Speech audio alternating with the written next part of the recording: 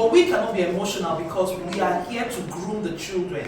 So when we see something that some parents are not aware of what their children can do in school, or some little habits that we notice, and when you tell a parent, the parent flares up. Now these are the way we're going to look at those communication skills. How can we pass this message to the parents that it will not cause a conflict? So I will start. I'll go to the next slide so that we can start.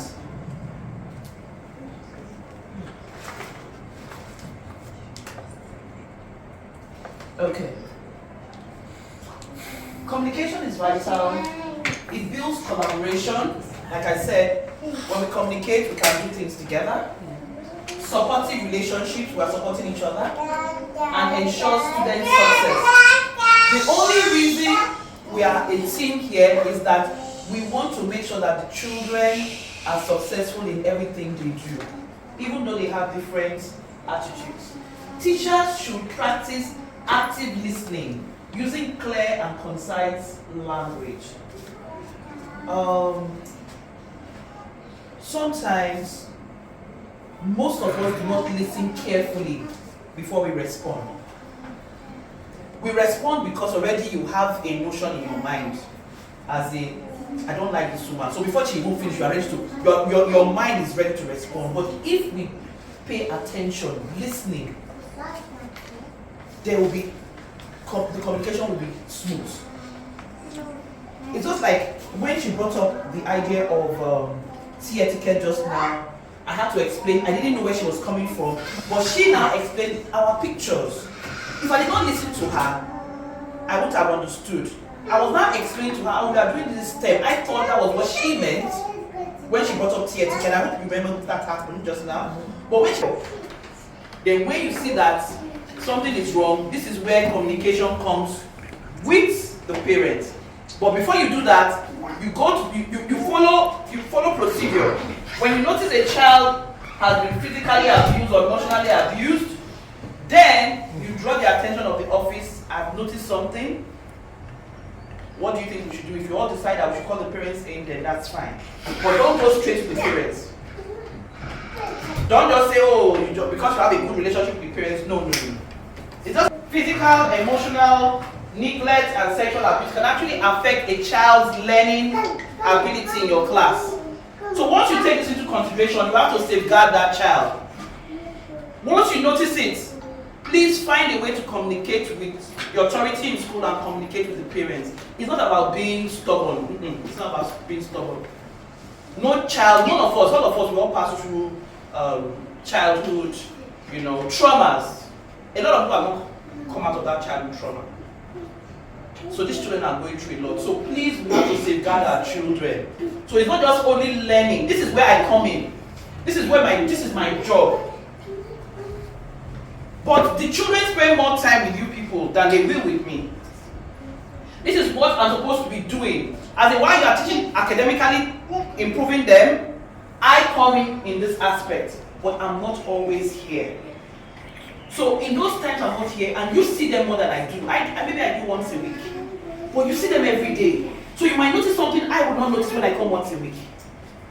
So that is why it is good that we all safeguard the children in your class by noticing their character.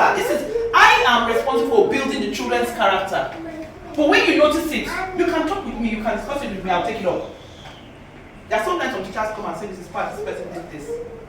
I think we've had one class. Oh, not the school. Okay.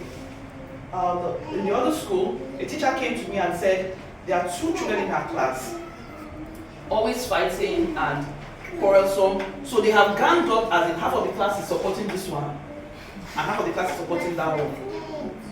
And these children are grade 2. Now, when they are teaching, any class, anything teaching, that one is, the teacher is doing like this, that one is, so the gang,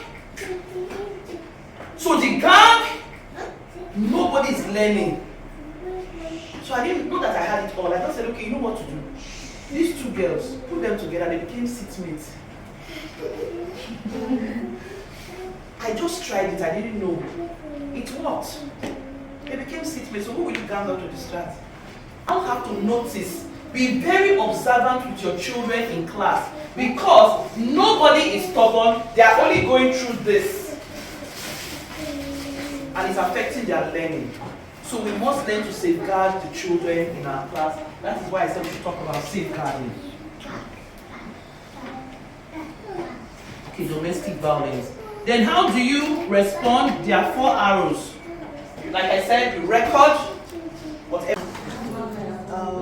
Welcome, happy resumption. I thought I was right.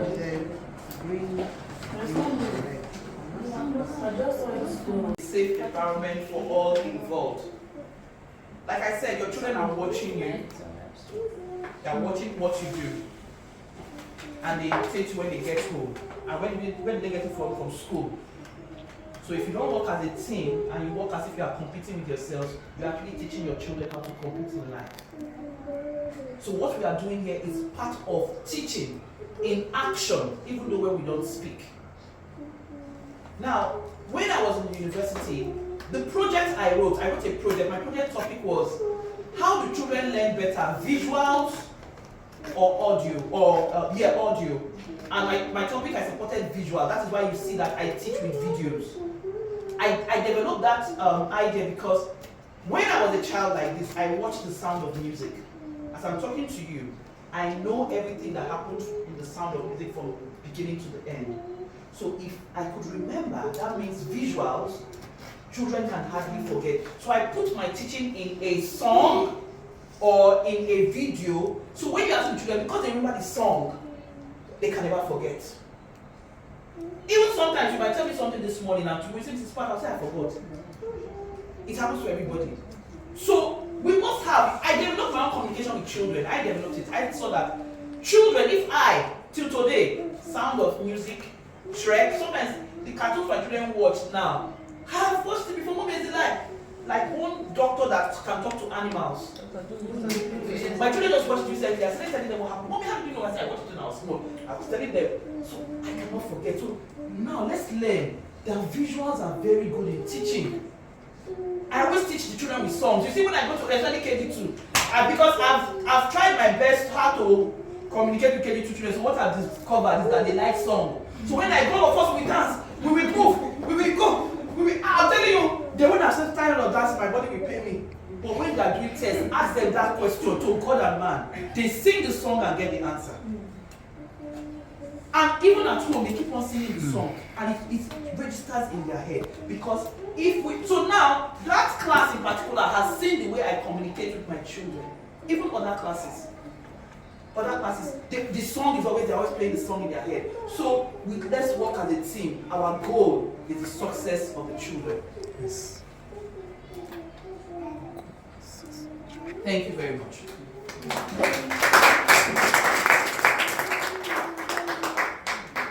So let's talk about, if you have questions, and let's talk about something that you feel